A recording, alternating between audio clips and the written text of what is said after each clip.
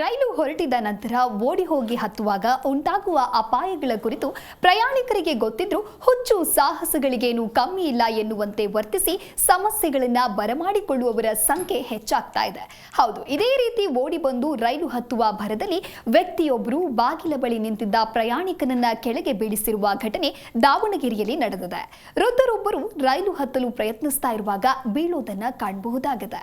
ಜೊತೆಗೆ ಮತ್ತೊಬ್ಬ ಪ್ರಯಾಣಿಕನನ್ನ ಕೂಡ ಎಳೆದು ಬೀಳಿಸಿದ್ದಾರೆ.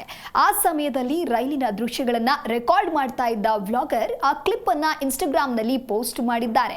ಆ ಕ್ಷಣವನ್ನ ಭಯಾನಕ ಮತ್ತು ಹೃದಯ ವಿದ್ರಾವಕ ಎಂದು ವಿವರಿಸಿದ್ದಾರೆ. ದಾವಣಗೆರೆಯಲ್ಲಿ ಚಲಿಸುವ ರೈಲಿನ ಚಿತ್ರೀಕರಣ ಮಾಡುವಾಗ ನಾನು ಎಂದಿಗೂ ಮರೆಯಲಾಗದ ಒಂದು ಘಟನೆಗೆ ಸಾಕ್ಷಿಯಾದೆ. ನನ್ನ ಕಣ್ಣೆದುರೇ ಒಬ್ಬ ವ್ಯಕ್ತಿ ರೈಲಿನಿಂದ ಬಿದ್ದಿದ್ದಾರೆ. ಈ ಘಟನೆಯು ಭಾರತದಲ್ಲಿ ಪ್ರಯಾಣಿಕರು ಎದುರಿಸ್ತಾ ಇರುವ ಸವಾಲುಗಳತ್ತ ಗಮನ ಸೆಳೆದಿದೆ. ಪ್ರಯಾಣಿಕರು ರೈಲುಗಳು ಹೊರಟಿರುವಾಗ ಹತ್ತೋದನ್ನ ತಪ್ಪಿಸಿ ಮತ್ತು ಪ್ಲಾಟ್ಫಾರ್ಮ್ಗಳಲ್ಲಿ ಜಾಗರೂಕರಾಗಿರಬೇಕು ಎಂದು ರೈಲ್ವೆ ಇಲಾಖೆಯು ಸದಾ ಎಚ್ಚರಿಕೆಯನ್ನ ನೀಡುತ್ತಲೇ ಇರುತ್ತೆ. ಆದರೂ ಜನರ ಅಜಾಗರೂಕತೆಯಿಂದ ಈ ರೀತಿಯ ಸಮಸ್ಯೆ ಎದುರಾಗ್ತಾ ಇದೆ ಎಂದು ಬರೆದುಕೊಂಡಿದ್ದಾರೆ.